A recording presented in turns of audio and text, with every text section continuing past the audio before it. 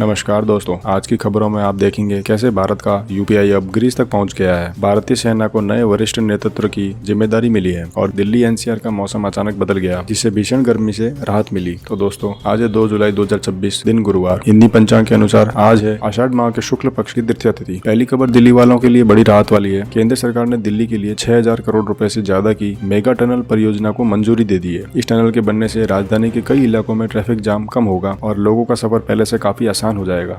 चलते हैं अगली खबर की ओर। उत्तर प्रदेश को भी एक बड़ी सौगात मिली है। कानपुर से कबराई तक करीब 7145 करोड़ रुपए की लागत से ग्रीनफील्ड हाईवे बनाया जाएगा। इस हाईवे से बुंदेलखंड क्षेत्र की कनेक्टिविटी बहुत मजबूत होगी, उद्योगों को बढ़ावा मिलेगा और किसानों के लिए भी सामान की आवाजाही आसान हो जाएगी। अब बात करते हैं हाईवे पर सफर करने वालों के लिए एक अच्छी खबर की। दिल्ली जयपुर हाईवे के मनोहरपुर टोल प्लाजा पर अब multi lane free flow tolling system शुरू हो गया है, यानी अब कई वाहनों को टोल पर रुकने की जरूरत नहीं होगी।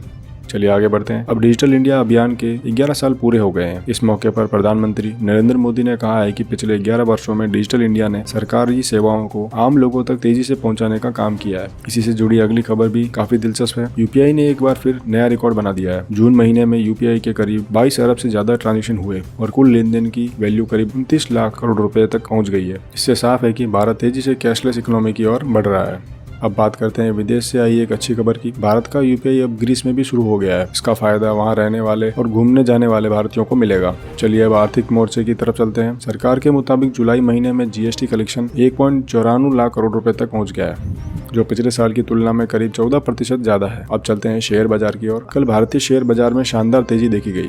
कारोबार खत्म होने पर सेंसेक्स 76,922 और निफ्टी 24,005 के स्तर पर बंद हुआ। अब बात करते हैं आज से लागू हुए नियमों की। 1 जुलाई से कई बदलाव लागू हो गए हैं। सबसे बड़ी राहत यह है कि कमर्शियल एलपीजी सिलेंडर सस्ता हो गया है। हालांकि घरेलू सिलेंडर की कीमतों में कोई बदलाव नहीं हुआ। चलिए अब बढ़ते हैं अगली खबर की ओर। दिल्ली सरकार ने अपनी नई ईवी पॉलिसी लागू कर दी है। सरकार का लक्ष्य है कि 2030 तक राजधानी में इलेक्ट्रिक वाहनों का इस्तेमाल तेजी से बढ़े और प्रदूषण में भी बड़ी कमी आए। इसके लिए चार्जिंग पॉइंट, स्टेशन और दूसरी सुविधाओं का भी विस्तार किया जाएगा। अब बात करते हैं भारतीय सेना से जुड़ी बड़ी खबर की ओर। सेना में कई बड़े बदलाव हुए हैं। लेफ्टिनेंट जनरल संदीप जैन ने नए उप थल सेना अध्यक्ष का पदभार संभाल लिया है। वहीं लेफ्टिनेंट जनरल राजेश पुष्कर ने दक्षिण कमान की कमान संभाली है और एयर मार्शल आशुतोष दीक्षित ने नए उप वायु सेना अध्यक्ष बने हैं। चलिए आगे बढ़ते हैं। प्रधानमंत्री नरेंद्र मोदी ने आज कहा है कि मन पर नियंत्रण, अनुशासन और सही विवेक ही किसी भी व्यक्ति को अपने अंतिम लक्ष्य तक पहुंचाते हैं। उन्होंने लोगों से जीवन में आत्म संयम, सकारात्मकता को अपनाने की अपील की है। अब बात करते हैं स्वास्थ्य से जुड़ी अहम खबर की। केंद्रीय स्वास्थ्य मंत्री जेपी नड्डा ने कहा है कि टीबी मुक्त भारत अभियान को सफल बनाने के लिए सिर्फ सरकार नहीं बल्कि पूरे समाज की भागीदारी जरूरी है। इसके साथ ही उन्होंने डेंगू जैसी बीमारियों से निपटने के लिए भी पहले से तैयारी रखने पर जोर दिया है। चलिए अब बढ़ते हैं शिक्षा की खबर की तरफ। उत्तर प्रदेश में प्रधानमंत्री योगी आदित्यनाथ ने स्कूल चलो अभियान 2026 के दूसरे चरण की शुरुआत की। उन्होंने कहा है कि सरकार की कोशिश है कि राज्य का कोई भी बच्चा शिक्षा से वंचित न रहे और हर बच्चे का स्कूल में दाखिला सुनिश्चित किया जाए। अब बात करते हैं मौसम की। दिल्ली एनसीआर के लोगों के लिए राहत की खबर। मौसम विभाग ने 1 और 2 जुलाई के लिए बारिश और तेज हवाओं का येलो अलर्ट जारी किया था। ऐसे में अगले 2-3 दिनों में लोगों को उमस और गर्मी से राहत मिलने की उम्मीद है। चलिए अब देश की आस्था से जुड़ी बड़ी खबर देखते हैं। अमरनाथ यात्रा को लेकर तैयारी लगभग पूरी हो चुकी है। जम्मू में यात्रियों का रजिस्ट्रेशन और RFID प्रक्रिया शुरू हो गई है, जबकि श्रीनगर के ट्रांजिट कैंपों में भी श्रद्धालुओं की आवाजाही बढ़ने लगी है। सुरक्षा के भी बड़े इंतजाम किए गए हैं। अब खेल जगत की खबर। भारतीय विकेट कीपर बल्लेबाज ईशान किशन ने शानदार उपलब्धि हासिल करते हुए ICC T20 रैंकिंग में दुनिया के नंबर 1 बल्लेबाज का स्थान हासिल कर लिया है। चलिए फुटबॉल की तरफ चलते हैं। फीफा वर्ल्ड कप 2026 में फ्रांस ने स्वीडन को 3-0 से हराकर अंतिम 16 में जगह बना ली है। वहीं मैक्सिको ने इक्वाडोर को 2-0 से हराकर, मोरक्को ने नीदरलैंड को पेनल्टी शूटआउट में हराकर अगले दौर में प्रवेश किया। चलिए अंतिम खबर की ओर चलते हैं। कल राष्ट्रीय डॉक्टर डे पूरे देश में मनाया गया। प्रधानमंत्री नरेंद्र मोदी ने देश और विदेश में सेवाएं दे रहे भारतीय डॉक्टरों को शुभकामनाएं दी और कहा कि डॉक्टर सिर्फ मरीजों का इलाज नहीं करते बल्कि उम्मीद और भरोसे भी देते हैं। तो दोस्तों, ये थी अब तक की मुख्य खबरें। अगर आपको वीडियो पसंद आया हो, अच्छा लगा हो तो इसे लाइक करें, चैनल को सब्सक्राइब करना ना भूलें ऐसी अपडेट रोजाना पाने के लिए। कल फिर मिलते हैं, तब तक के लिए जय हिंद, वंदे मातरम।